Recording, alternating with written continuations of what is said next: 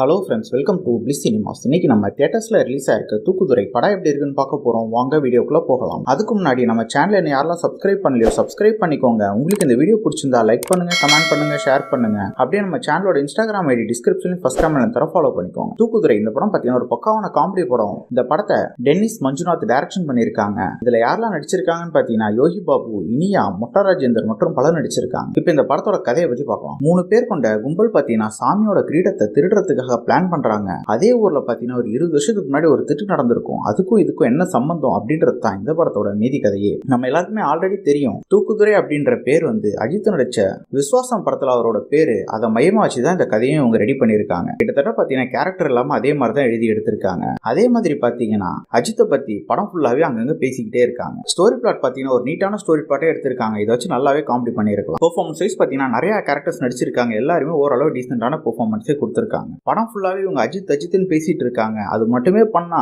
மக்கள் எல்லாம் தியேட்டருக்கு வந்துருவாங்கன்னு இவங்க நினைச்சிருக்காங்களா என்னன்னு தெரியல. சினிமோட்டோகிராஃபிலாம் படத்துக்கு என்ன வேணுமோ அதை ரொம்ப நீட்டாவே பண்ணி கொடுத்திருக்காங்க. சவுண்ட் எஃபெக்ட்ஸ், பிஜிஎம் எல்லாமே நல்லாவே இருக்கு. அதே மாதிரி காமெடி போர்ஷன்ஸ் தான் படம் ஃபுல்லாவே. அதில் அங்கங்க ஓரளவு ஒர்க் அவுட் ஆனாலும் பல சீன்ஸ் கிரிஞ்சா தான் இருக்கு. இவங்க கேரக்டர் ரைட்டிங் யாரோட கேரக்டருமே சுத்தமா எழுதாதனால யாரோடையுமே நம்மளால மிங்கிள் ஆக முடியல. ஸ்கிரீன் பிளே வைஸும் பாத்தீங்கன்னா சுத்தமா சுவாரஸ்யமே இல்ல. ஸ்டார்டிங் எண்ட் வரைக்கும் மொக்கையா எழுதி எடுத்து வச்சிருக்காங்க. பல சீன்ஸ் ப்ரெடிக்டபிளாவும் லேகிங் ஆகும் தான் இருக்கு. இவங்க யோசிச்சிருக்க ஒரே ஒரு விஷயம் என்னன்னா, படத்துல ஒரு பெரிய ஹீரோவை பத்தி பேசிக்கிட்டே இருந்தா மக்களை உள்ள வர வச்சு எல்லாம் நினைச்சிருக்காங்க. ஆனா அது எடுபடவே இல்லை இந்த படத்துல. யாருக்கெல்லாம் ஒரு பிளேயராஜான படம் பார்க்கணும் போது ட்ரை பண்ணி பாருங்க. இன்னொரு வீடியோவில் சந்திக்கலாம். தேங்க்யூ.